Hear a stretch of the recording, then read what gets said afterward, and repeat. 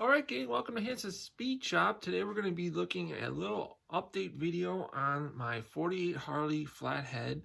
This project that I'm doing is a long time ongoing, seems like it's never ending project, because every time I do one of these update videos it doesn't really look like any progress has been made. But we're actually getting little baby steps. We're doing some work on the bike as we speak. So that's kind of why I'm doing this video. So right now I actually have the wheels for it at a shop. If you remember, like a year ago, the last time I did one of these update videos on this bike, I showed that we're going to be putting, right now I'll show the bike in a minute. It's got 16-inch lace wheels on it right now, but we're going to be putting 18-inch black laced wheels on the bike with some Firestone knobby tires, because this bike is going to be basically kind of a true period correct, like late 40s, early 50s style flat tracker slash bobber. I'm trying to kind of keep everything on the bike as period as possible. So I'm having the wheels done right now. The front wheel has to get laced up. So hopefully the shop's going to let me know if everything goes okay with that. If not, it's not working out, we're going to have to figure something else out, because the hub I'm using is original hub. We're talking like 70, 75 years old. The rim is a vintage reproduction along with the spokes. The back wheel's already laced up, ready to go. They just got to mount the tire. The next thing that we got to do is I've got to start taking this whole thing apart, which isn't going to take a ton of work because there's not much here right now, as I'll show you in just a minute. And everything's just kind of loosely sitting on here, just kind of mocked up. Because I have to move it to a different location so that I can start putting the thing together for final assembly. So that's basically what I'm going to be doing now over the winter, which shouldn't take, maybe a day or so. I should be able to just tear this thing apart. Last winter, right after I made the last update video, I went through all my parts that I have for this bike and cataloged what I have and what I don't have. And I really don't need that much. Then I organized everything. So basically, I'll show you the bike now. Okay, so this is the bike. It looks exactly the same as it did probably the last time you guys seen it. But I got all my parts for it here organized in these tubs. And then this is the rear fender that we're going to be using. It's just WL style rear fender without the hinged part on the back, which is what they would have used on a WR. I do need to get a set of WR tanks. These are just been on here since I got the bike as kind of some mock-up tanks. These actually were original in 1942 military tanks, and if you look inside the cap here, you can still see some of the old army green paint. So these are actually kind of cool, but those are not going to get run on here. We're going to run the actual WR style, real narrow. I think they're like 3 gallon is what I'm going to run. They make a 2.5, but the 2.5 to me looks too narrow. So they also make a Daytona style, which was a large capacity. Those were a 5 gallon tank, and those almost look similar to this. So I think we're going to go with the 3 gallon, and I'm just going to get some reproduction tanks, which I know as much as I could on this bike, I tried to use real authentic Harley parts. And for the most part, I would say 90 to 95% of the bike is going to be real legitimate Harley stuff. But like, I can't afford $2,000 to $5,000 for a set of original WR gas tanks when I can get a set of reproduction ones for like $500 or $600. So I need to get that. And then I picked this seat up last winter when I was doing some mock-up on the bike, and I want a ribbed or pleated seat like this, but I wanted it to kind of have some weathering and some patina on it, because everything on the bike is going to have some patina it to an extent, because this is supposed to look, a race bike that's been used, not really a museum piece.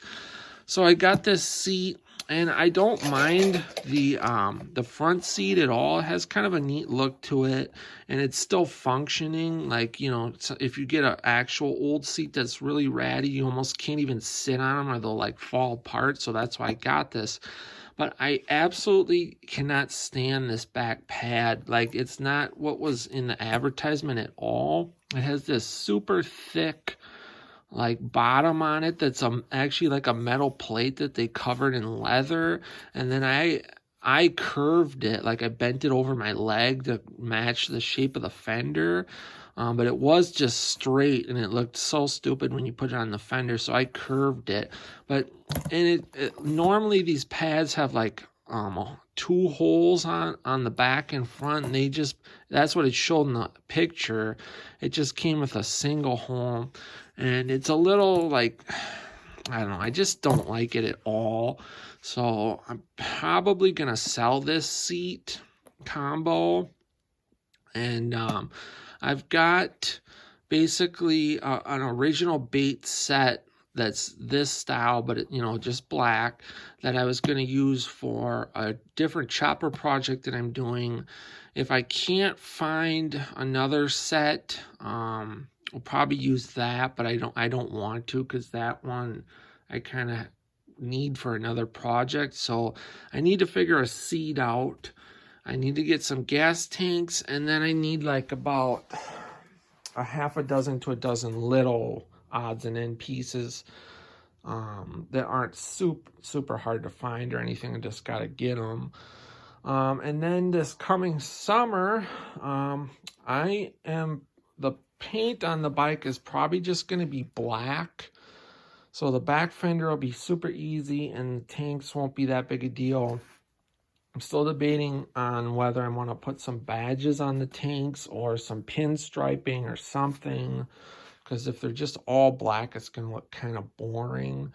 So we're going to do something like that. I don't know if I'm going to paint it myself or take it somewhere. I'm trying to do this not only as budget friendly as possible, but like how they would have done it, the guy in his garage back in the day, because that's basically what I'm emulating with this build.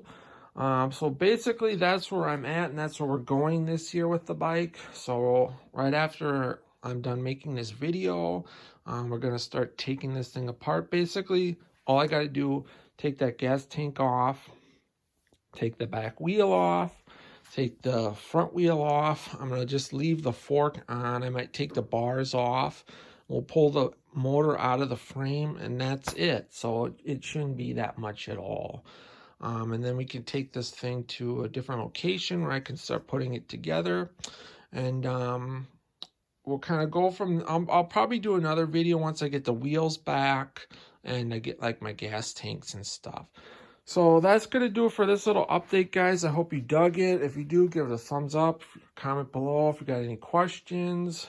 Feel free to leave a comment below.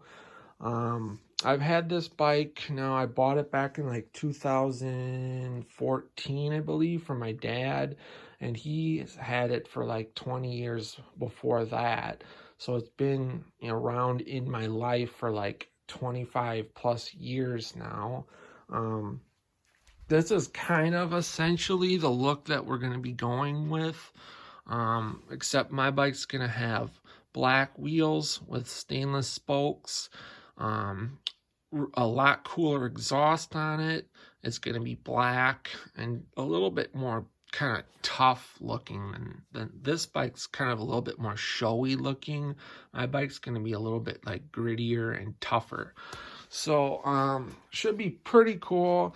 I've been wanting to do this my whole life, and we're finally kind of getting around to actually, I've got about everything that I need to do it. And it's not going to take that much, I hope. I hope. This motor was rebuilt like almost 30 years ago now, and it hasn't been run, so we're probably going to have to dig into it a little bit. That oil you see down there on the floor is actually this oil pump right here. there's a crack in it, and I've got a new oil pump, so it's leaking out of here. And but the motor does have oil in it, and the cylinders were, everything was coated, so everything should be fine. But it should be super sweet. So that's gonna do it again for this guy. For this, guys, I don't want to ramble on too long. We're already over like 7-8 minutes now or whatever. So get out, work on your own projects, get those hands dirty and greasy, stay cool, and we'll catch you cats on the next one. Thanks for watching.